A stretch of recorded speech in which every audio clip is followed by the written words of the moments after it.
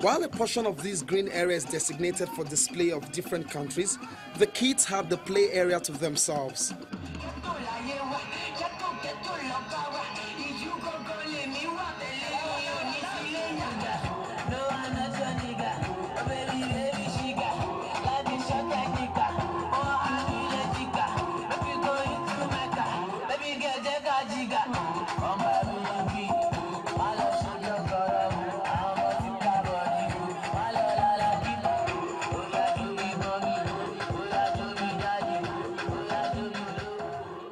There's so much to eat and drink. As part of the fun, you could just get into any of the stands of any country represented here, get a taste of their food, drinks, get to know more about them, and just have fun while at it. I love plantain. I love the local beans. I get by, what is it called? I know this is a bordering on heresy, but I get, what's your rice? Jollof. I get your jollof, but our pilau is better. Okay, today we have bitter leaf. It's like ndole. The normal name is ndole. In Cameroon, name is ndole. But the food is bitter leaf. We mix it with granite, or you put meat or dry fish. And today we have also puff pot and beans. We have DG, it's fresh name, but it's chicken mixed with plantain. Okay, and we have fish, charcoal fish, yes. I love Nigeria. You cannot imagine, but I started since few months, I started to cook Nigerian food. It comes just natural, you know. I started to cook moi moi, puff puff, you know, gari, edikaikong, you know, all this kind of food, you know, and it comes natural. I said, no, if I stay more, so I will be totally Nigerian, so. From Cameroon, from, I think, Italy, from somewhere I forget, but Cameroon is interesting because egusi soup that we eat, they make something like a cake with it, and it's really very tasty. I enjoyed it. I'm married to an Ijebu man, so I cook ikokore. You know, his favorite is seafood okra, so I cook seafood okra. Pounded yam, everything. Well, I don't pound the yam myself, but yeah, I cook absolutely everything. I make the best snails in Nigeria. I'm proud to say. Yes, I do. If I make snails for you, if I cook snails for you, you'll be back tomorrow. You know, we almost like the Nigerian. We have beans, we have stew, yes. So, and we mainly eat rice with, yes. But my food today was a lamb and a turkey. We spice it with our special way and we grill it in the oven. And our rice contains some cinnamon and some nuts. Just about the food and about the drink, we have like the red tea, the normal tea, but we put mint, fresh mint on it. By the way, the hosts at each country's stand are not there in official capacity.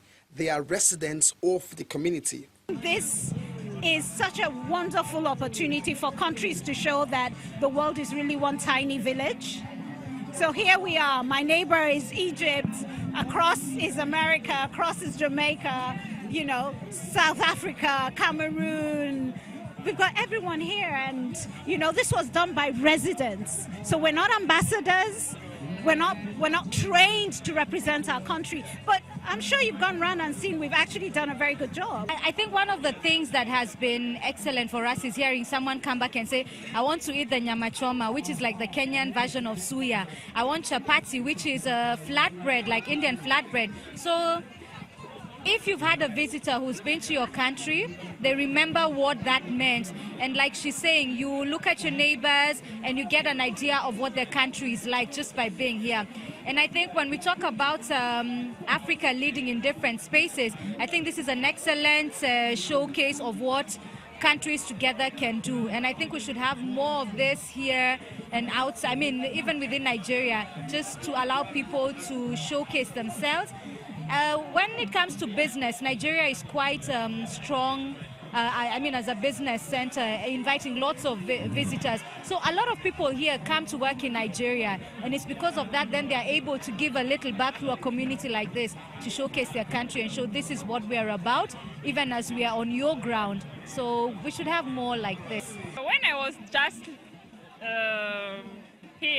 arriving here, it was not easy because I was coming from Europe. In Europe, it used to be free, and it was like closed. But after, people, they are very nice. I really like Nigerians and their food and their countries. Yeah, this festival is something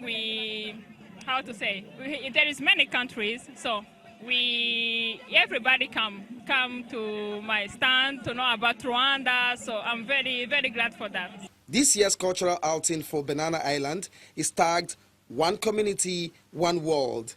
Simply put, the residents are hoping that the lessons of staying and living together in harmony and mutual respect is possible on a larger scale in the bigger society, irrespective of religious, ethnic, national, or cultural differences.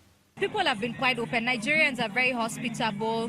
They're open. They're more aggressive in the way they do things, but you learn from the way they do things. Their business acumen, their ideas. I think also for me, I've met very young people here, people in their 20s, 20 to 30 age bracket, who are doing amazing things on a global platform.